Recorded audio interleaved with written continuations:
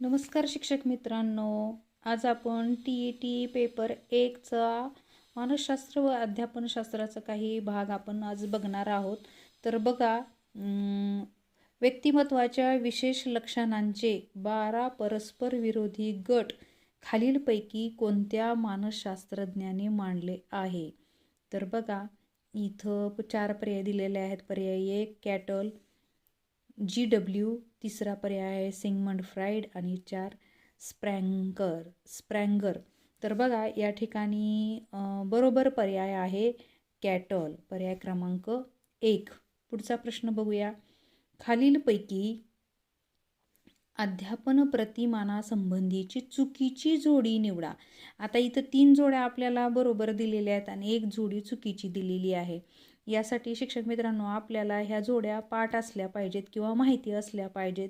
संबोधप्राप्ती प्रतिमान Jerome Bruner, उद्गमन प्रतिमान Hilda Taba, वैज्ञानिक पृच्छा प्रतिमान जोसेफ सच्चाव आणि चौथा आहे भूमिका पालन प्रतिमान कार्ल रॉजर्स.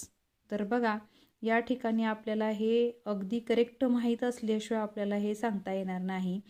तर इथं अगदी पर्याय म्हणजे 3 पर्याय बरोबर आहेत आणि एकच पर्याय चुकीचा दिलेला आहे आणि तो म्हणजे भूमिका पालन प्रतिमान कार्ल रॉजर्स. हा पर्याय क्रमांक 4 ही चुकीची जोडी आहे. पुढचा प्रश्न बघूया.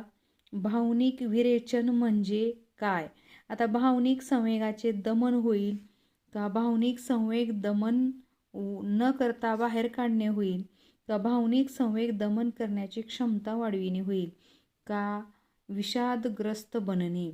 तर आपल्याला या ठिकाणी अगदी करेक्ट आणि योग्य जे उत्तर आहे तर ते म्हणजे भावनिक विरेचन म्हणजे भावनिक संवेग दमन न करता बाहेर काढणे.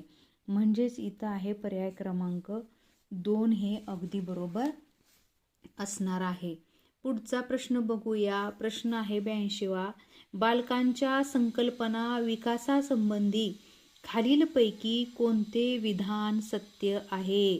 तर बघा, या ठिकाणी आपल्याला सत्य असलेलंच विधान आपल्याला मांडायचं आहे. म्हणजे खरं असणारं आणि खोटं असणारं इथं आपल्याला मांडायचं नाही आहे.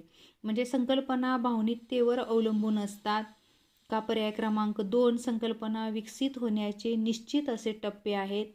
संकल्पना विकसित होण्याचे निश्चित असे टप्पे नसतात आणि संकल्पना नेहमी मूर्त स्वरूपात असतात.